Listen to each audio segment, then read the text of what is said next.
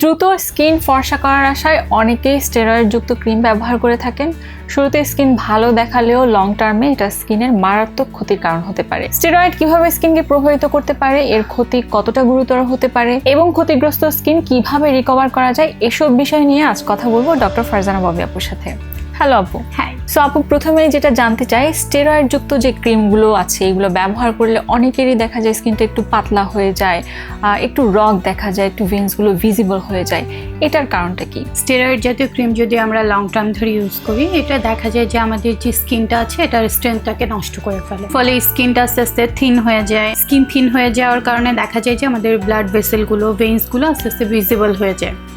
এছাড়াও দেখা যায় স্টেরয়েড লং টার্মে ইউজ করার কারণে আমাদের ব্লাড ভেসেলগুলো এক্সপান্ড হয়ে যাচ্ছে এবং সেখান থেকে আমাদের স্কিনে লালচে ভাব বা সেন্সিটিভিটি এবং রগ দেখার যে প্রবণতা এটা বেড়ে যায়। সো স্টেরয়েড জাতীয় ক্রিম যখন প্রথম ইউজ করা হয়, প্রথমে তারা দেখতে পারে যে তাদের স্কিন ফ্ললেস হয়ে যাচ্ছে, ব্রাইটেনিং একটা ভাব আসছে, স্কিনে গ্লো আসছে, কিন্তু এর লং টার্মের রেজাল্ট কিন্তু খুবই মারাত্মক।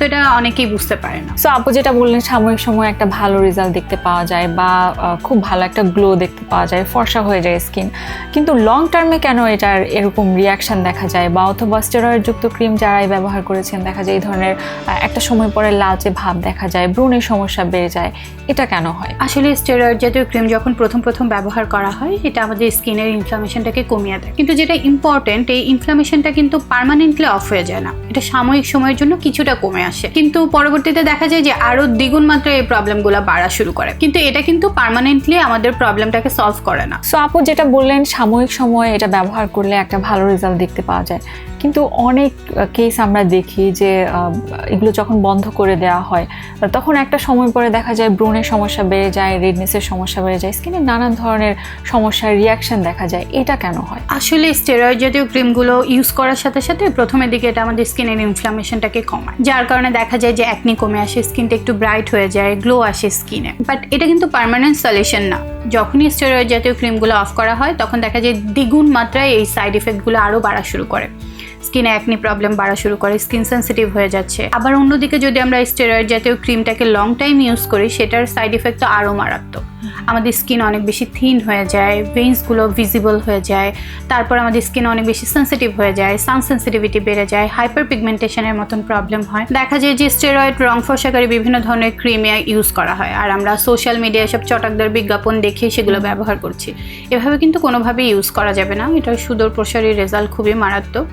শুধুমাত্র স্টেরয়েড জাতীয় ক্রিম বা কোনো মেডিসিন আমরা তখনই কন্টিনিউ করতে পারবো যখন আপনাকে ডক্টর বা একজন এক্সপার্ট ডার্মাটোলজিস্ট আপনার স্পেসিফিক কোনো প্রবলেমের জন্য সাজেস্ট করবে। সো ডক্টরের পরামর্শ ছাড়া নিজে বুঝে বা কোনো বিজ্ঞাপন দেখে এসব স্টেরয়েড জাতীয় ক্রিম একা ইউজ করা যাবে না। সো আপু, যারা দেখা যায় একটু ভুলভাল বিজ্ঞাপন দেখে, যেটা বললেন চটকদার বিজ্ঞাপন দেখে একটু ফর্সা হওয়ার আশায় অলরেডি এই ধরনের ক্রিমগুলো ব্যবহার করে ফেলেছেন, তাদের স্কিনটা রিকভার কিভাবে করা যাবে? এই ক্ষেত্রে আপু কি সলিউশন দেবেন? প্রথমে যেটা আমরা করব সেটা হচ্ছে এসব স্টেরয়েড জাতীয় ভুলভাল ক্রিম ইউজ করা একদমই বন্ধ করে দেব। যেহেতু এই সময় স্কিনটা অনেক বেশি সেন্সিটিভ হয়ে যায়, স্কিন ব্যারিয়ারটা ড্যামেজ হয়ে যায়, সো আমরা এইরকম স্কিনকে যেন রিকভার করতে পারি, রিপেয়ার করার জন্য আমরা একটা simple skin care routine maintain করব।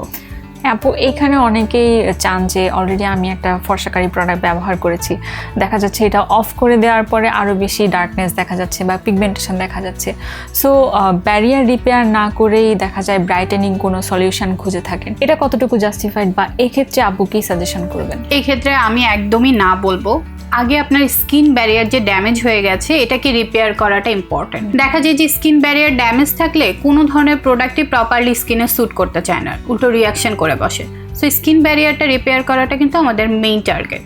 সো স্কিন ব্যারিয়ার রিপেয়ার হয়ে গেলে এরপর আমরা স্কিনটাকে একটু গ্লোই করা বা স্কিনটাকে আরেকটু কিভাবে স্মুথ করা যায় সেই দিকে ফোকাস হতে পারবো। সো এক্ষেত্রে অবশ্যই আমরা কিভাবে স্কিন ব্যারিয়ারটা রিপেয়ার করা যায় এর জন্য একটা basic skin care routine maintain করবো, লাইক একটা জেন্টাল ক্লিনজার দিয়ে দিনে দুবার ফেস ক্লিন করব, ব্যারিয়ার রিপেয়ারিং এবং হাইড্রেটিং একটা ময়শ্চারাইজার ইউজ করব, এবং সানস্ক্রিন তো মাস্ট, কারণ এই ধরনের পেশেন্টদের দেখা যায় অনেক বেশি সান সেন্সিটিভিটি বেড়ে যায়, তার জন্য অবশ্যই আমাদের SPF যুক্ত একটা সানস্ক্রিন ইউজ করতে হবে। সো এই সময় যে জিনিসগুলোর প্রতি আমাদের একটু ফোকাস হতে হবে সেটা হচ্ছে ভুলভাল কোনো অ্যাক্টিভ ইনগ্রেডিয়েন্ট বা কোনো প্রোডাক্ট বা হার্শ স্ক্রাব এক্সফোলিয়েটার আমরা এই সময় ইউজ করব না। এরপরও যদি দেখি যে প্রবলেম বাড়ছে বা সেন্সিটিভিটি, অ্যাকনি বা অন্য কোনো ধরনের সমস্যা আরও বাড়ছে বা কমছে না, সেক্ষেত্রে আমরা একজন এক্সপার্ট ডার্মাটোলজিস্টের পরামর্শ নিব। ওকে আপু, অনেক ধন্যবাদ। সো আজকের আলাপ থেকে আমরা বুঝতে পারলাম স্টেরয়েডের ভুল ব্যবহার বা দীর্ঘদিন না বুঝে কোনো ডাক্তারের পরামর্শ ছাড়া ব্যবহার করলে এটা আমাদের স্কিনের জন্য বড় ধরনের ক্ষতির কারণ হতে পারে। তাই স্কিনের যে কোনো সমস্যা হলে নিজের ইচ্ছে মতো কখনোই স্টেরয়েডযুক্ত ফর্সাকারী ক্রিম ব্যবহার করা যাবে না। আর যদি কেউ না বুঝে ব্যবহার করেও ফেলেন তাহলে এখনই সময় এগুলো থেকে বেরিয়ে আসা। সঠিক গাইডলাইন, ধৈর্য এবং barrier focused skin care follow করলে স্টেরয়েড ড্যামেজ স্কিনও ধীরে ধীরে রিকভার করা পসিবল।